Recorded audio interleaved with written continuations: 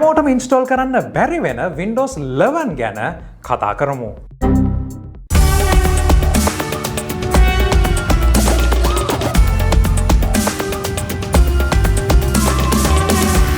සාදරයෙන් පිළිගන්නවා තවත් ඉන්ට්‍රස්ටිං වීඩියෝ එකකට. ඉතින් ඔන්න Microsoft සමාගම කිව්වා වගේම 2021 ජූනි මාසේ 24 වෙනිදා ඒගොල්ලෝගේ live event එක තිබ්බා. ඉතින් මේ live event එක කොහොම වෙතත් YouTube වගේ popular platform එකක කෙලින්ම Microsoft සමාගමෙන් stream වුණේ නැහැ. ඒ වෙනුවට Microsoft සමාගමේ web අඩවියේ එක page එකක තමයි මේක stream කරේ. ඒ වගේම තමයි stream එක අතරමැද ගොඩක් දෙනෙකුට ප්‍රශ්න buffering වගේ ප්‍රශ්න ඇති වුණා කියලා දැනගන්න ලැබුණා. කොහොම වෙතත් මේ දේවල් එක ඔන්න Microsoft සමාගම 2015 Windows 10 නිකුත් කරද්දි කියපු ඊට පස්සේ Windows 11 12 කියලා OS එකක් නිකුත් කරන්නේ නැහැ කියලා කරපු තමන්ගේ ප්‍රකාශය වෙනස් කරමින් Windows 11 announce කරා. මේ Windows 11 announcement එක තුල මීට කලින් leak වෙච්ච build එකත් එක්ක preview build එකත් එක්ක developer build එකත් එක්ක ගොඩක් දේවල් සැසඳුණා. හැබැයි ඊට වඩා Microsoft සමාගම කිව්වේ නැති දේවල් ටිකක් මේ event එක පුරාවටම තිබ්බා. ඉතින් මෙන්න මේ දේවල් ගැන ඔයාගේ PC එකෙත් Windows 11 run කරන්න පුළුවන්ද කියන ප්‍රශ්නේ ගැන තමයි පළවෙනියටම මම මේ වීඩියෝ එකෙන් කතා කරන්න යන්නේ. ඉතින් එහෙමනම් ලෑස්ති වෙන්න. දැන් ඔයාලට පුළුවන් ඔයාගේ PC එකේ laptop එකේ නම් ඔයා ඉන්නේ. ඔයාගේ start එකට ගිහිල්ලා මේකේ tpm.mse කියලා type කරලා enter කරන්න. ඉතින් මේකෙන් එන දේ බොහෝ විට ඔයා laptop එකක් නම් පාවිච්චි කරන්නේ 2016 ඉඳලා ඉහළට. එහෙම නැත්නම් 2014 15 වගේ ඉඳලා නිකුත් වෙච්ච මේ laptop එකේ අනිවාර්යයෙන්ම මේ TPM Trusted Platform Module එක තියෙන්න අවශ්‍යයි. ඒ වගේම තමයි desktop එකක් නම් ඔයා පාවිච්චි කරන්නේ. ඒ වගේම මෑතකදී හදපු desktop එකක් නම් ඒකෙත් මෙන්න මේ feature එක නැහැ කියලා ඔයාට එයි. ඒ වගේම තමයි ඔයා දැන් Windows 11 site එකට ගිහිල්ලා අදාළ website එකට ගිහිල්ලා ඒකේ පල්ලෙහාටම scroll කරලා බැලුවොත් ඒකේ තියෙනවා Windows 11 check කරන්න PC health කියලා tool එකක්. මේ tool එක install කරලා Windows 11 compatible ද කියලා බැලුවොත් ඔයාට මේකෙත් එයි ඔයාගේ desktop එක බොහෝ දුරට compatible නෑ කියලා අලුත්ම i9 එකක් අලුත්ම AMD system එකක උනත්. හැබැයි මේක වෙනස් කරගන්න පුළුවන්. මේ වෙනසට කලින් මම බොහොම සරලවම පැහැදිලි කරන්නම් මොකද්ද මේ TPM කියලා කියන්නේ කියලා. Trusted Platform Module කියලා කියන්නේ අපේ laptop එකේ desktop එකේ තියෙන පුංචි chip එකක්. මේ chip එකට පුළුවන් වෙනවා අපේ security details generate කරන්න, ඒ වගේම ඒවා store කරලා තියාගන්න. මේ හරහා සිද්ධ වෙන දේ තමයි සාමාන්‍යයෙන් අපේ password එකක්, අපේ encryption එකක් වගේ දෙයක් අපි හැදුවම එහෙම නැත්නම් අපේ PC එක secure කරාම ඒ දත්ත ටික සාමාන්‍යයෙන් Windows තියාගන්නේ තමන්ගේ OS එක තුල software encryption එකක් විදිහට. මේ software encryption එකක් පහසුවෙන් යම්කිසි effort එකක් දාලා විඳින්න පුළුවන්. හැබැයි hardware level එකේ අපේ computer එකේ chip එකක් තුල මේ දේ තියනවා නම් එතනදී ඔයාගේ system එක access කරන්න ගොඩක් අමාරු වෙනවා. මේ හරහා උදාහරණයක් විදිහට ඔයාගේ system එකට password එකක් වගේ දාලා තියනවා නම් මෙන්න මේ security chip එක නැතුව ඔයාගේ hard එක විතරක් වෙනම access කරන්න try කරත් එතනදී ප්‍රශ්නයක් වෙන්න පුළුවන්. මොකද මේට අවශ්‍ය කරන හැම දෙයක්ම record වෙලා තියෙන්නේ අපේ motherboard එකේ තියෙන මෙන්න මේ chip එකේ නිසා. මේ වගේ සංකීර්ණ දෙයක් තමයි මේක. හැබැයි මේ TPM කියන ස්ටෑන්ඩඩ් එක අපිට ඉන්ට්‍රොඩියුස් වෙන්නේ 2013 දී. ඒ වගේම Microsoft සමාගම මේක laptop වලට 2016 ඉඳලා සම්මතයක් බවට එයාලගේ requirement එකක් බවට පත් කරනවා. ඉතින් laptop එකක් නම් ඔයා පාවිච්චි කරන්නේ ගොඩක් වෙලාවට මේ TPM එක ඔයාට enable වෙලා ඇති. ඒ කියන්නේ Windows 11 ඔයාට run කරන්න පුළුවන්. ඉතින් අලුතෙන් i9 ඒ වගේම Ryzen system හදපු කට්ටියට Windows 11 check එක කරොත් අනිවාර්යයෙන්ම මේක fail වෙනවා.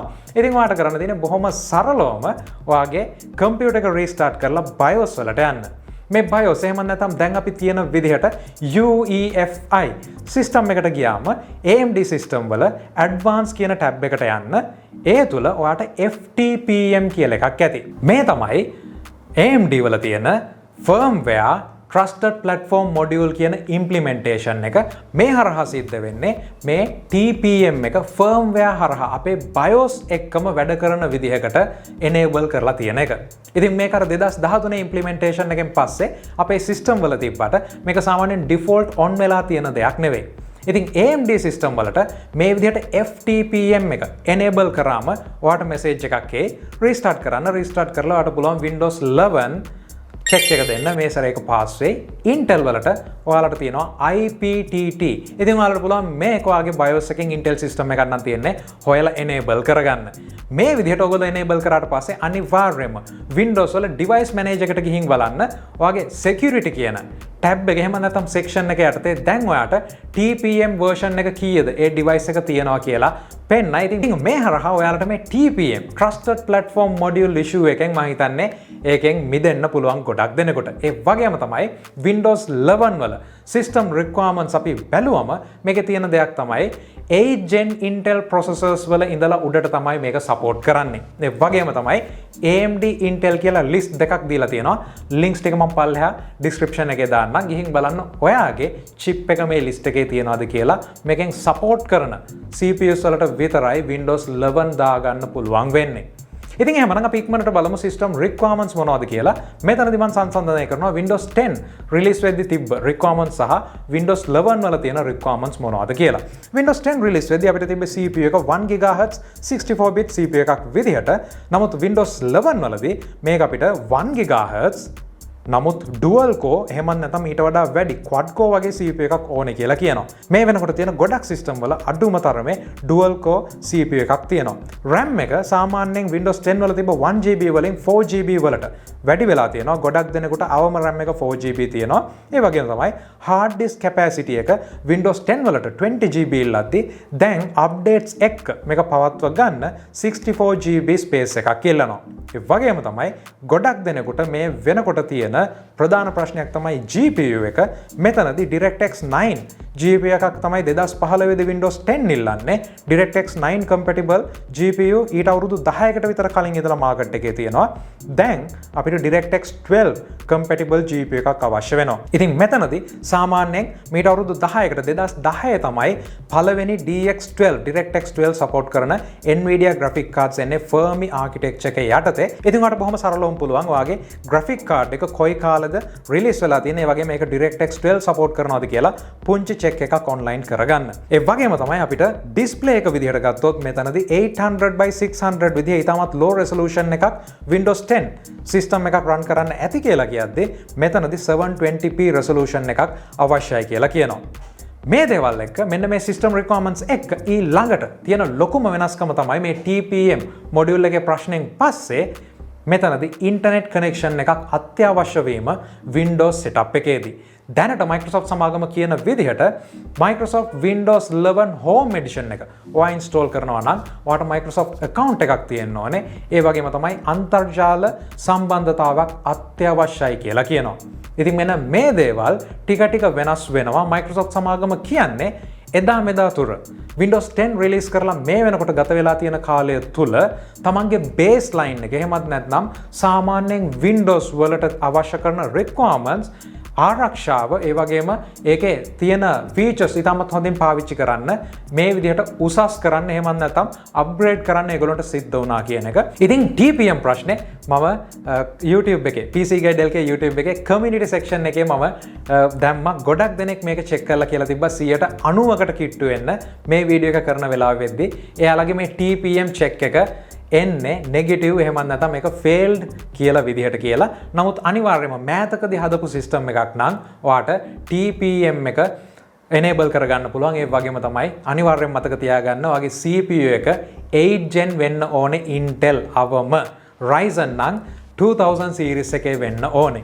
ඉතින් මේ දේවල් වලට ආවම අනිවාර්යයෙන්ම මේ IPTT Intel නම් AMD නම් FTPM ඔයාලගේ සිස්ටම් එකේ තියෙනවා. ඔයාලට මේක enable කරගන්න පුළුවන්. ඒ නිසා එතන ලොකු ප්‍රශ්නයක් වෙන්නේ නැහැ. ඉතින් එතනින් එහාට අපේ system requirements වලින් එහාට ගිහිල්ලා Windows 11 වල තියෙන ප්‍රධානම දේ තමයි අපිට දැන් මේකේ තියෙන revamp එහෙමත් නැත්නම් අලුතෙන්ම හදපු Microsoft Windows Store එක හරහා Android apps ලබා ගැනීමේ හැකියාව. ඒ වගේම තමයි මේකේ demo එකේ තිබ්බ ගොඩක් දේවල් අතර අපිට Nvidia logo එක සහ තවත් ගොඩක් apps වල logo මෙතනදී බලා ගන්න පුළුවන් වුණා. Microsoft සමාගම කලින්ම කියපු දෙයක් තමයි web browser එකේ ඉඳලා හැම දෙයක්ම මේ විදිහට තමන්ගේ marketplace එක හරහා ලබා ගන්න ඒගොල්ලෝ ලබා දෙන්න කටයුතු කරනවා කියලා. මේ තුල දැන් ඔන්න Amazon App Store එක. Amazon කියලා කියන්නේ Amazon App Store එක. එයාලගේ Android based device වලට හදපු App Store එකක්. ඒකත් Microsoft Store එක තුල තියෙනවා. මේ නිසා අපිට Android apps directly Windows වලට ලබා ගන්න හැකියාව තියෙනවා. මෙන්න මේ තුල අපිට පුළුවන් වෙනවා දැන් ඔන්න Windows 11 තුල Android apps emulate එකක් නැතුව BlueStacks එහෙමත් නැත්නම් අනෙකුත් emulators නැතුව run කරන්න. ඉතින් මේක ලොකු win-win situation එකක්.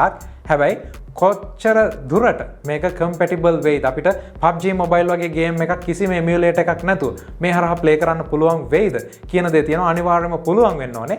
ඉතින් එහෙම වුණොත් ඒක අනිවාර්යයෙන්ම ඉතාමත් හොඳ feature එකක් වෙයි Windows 11 වල. ඒ වගේම වෙනම marketplace එකක් Windows Store එක තුල වෙනම Amazon App Store එක අන්තර්ගත කරන්න පුළුවන් කියලා කියන්නේ එතනදී ගොඩක් developersලා මෙන්න මේ වගේ solution එකට තමන් එක App Store එකකට හදන app එකක් Windows වගේ ලොකු ලෝකේ පුරාම පාවිච්චි කරන PCs වලටත් ලබා දෙන්න පුළුවන් කියලා කියන්නේ ඒගොල්ලෝ ඒ ගැන දැඩි අවධානයක් යොමු කරයි.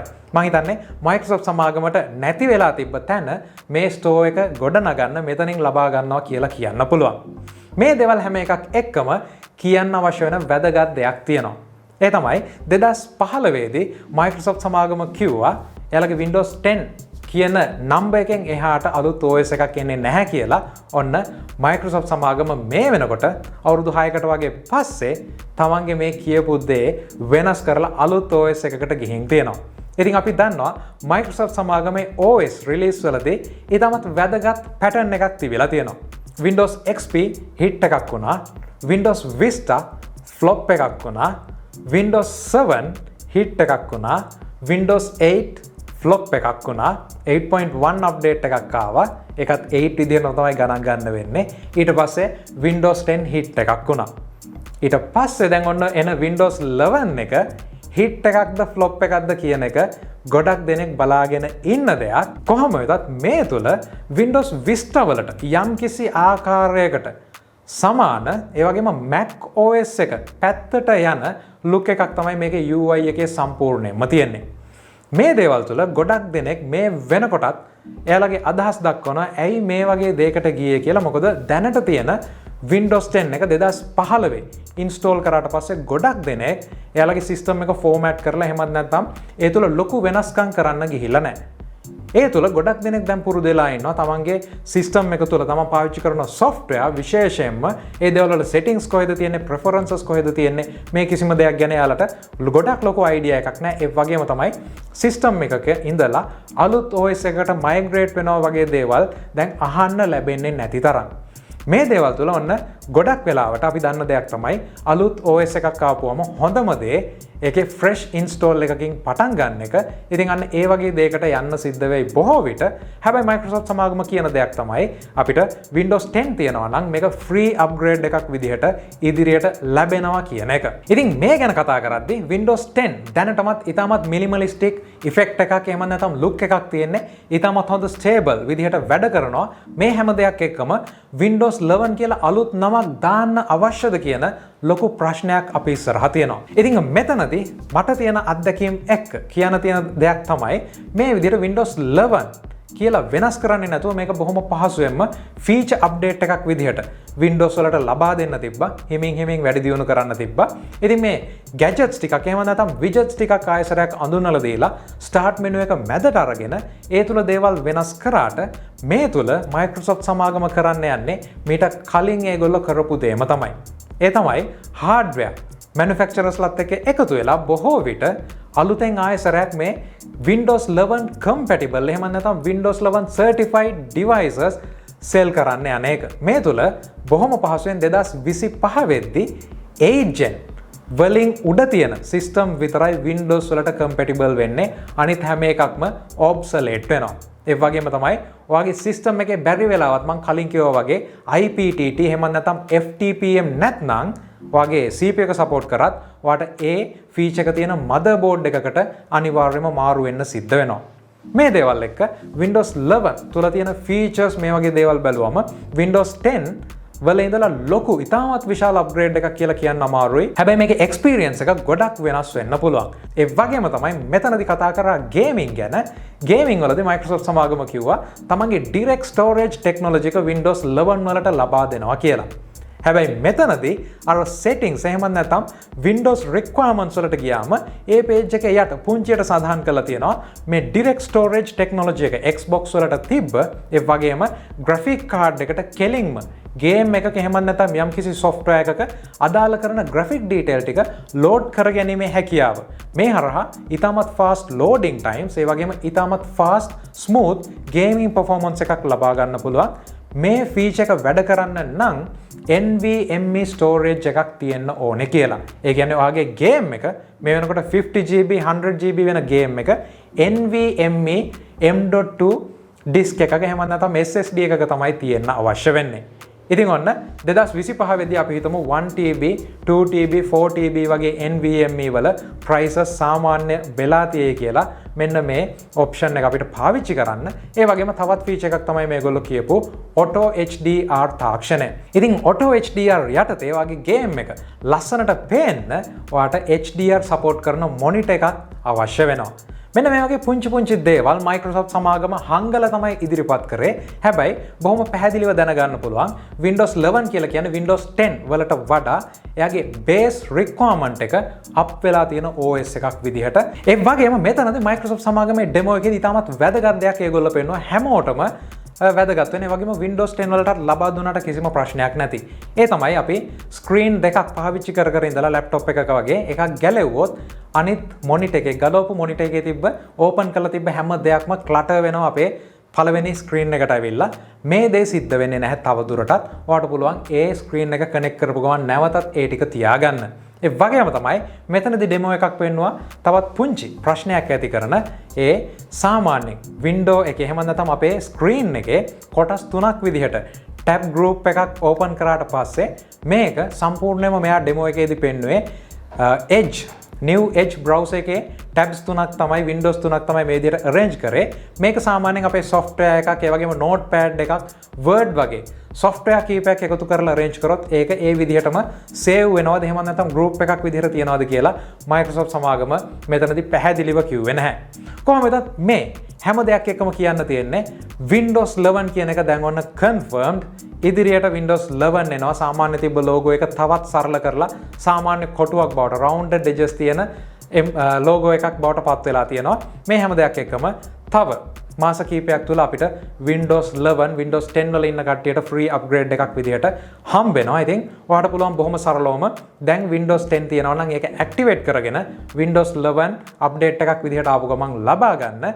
ඉතින් මේ තමයි Windows 10 ගැන update එක. ඔයාලට මම හිතන්නේ වැදගත් කරුණු ගොඩක්. මේක හැමෝටම ගන්න පුළුවන් නොමිලේ දෙන දෙයක්, ලස්සනයි කියන දේවල් වලින් එහාට ලැබෙන්නේ නැති කියලා හිතනවා. ඒ වගේම තමයි මේ වගේ in-depth videos දිගටම අරගෙන එනවා. subscribe කරලා නැත්නම් channel එකට subscribe කරන්න. හම්බෙමු තවත් වීඩියෝ එකකින්.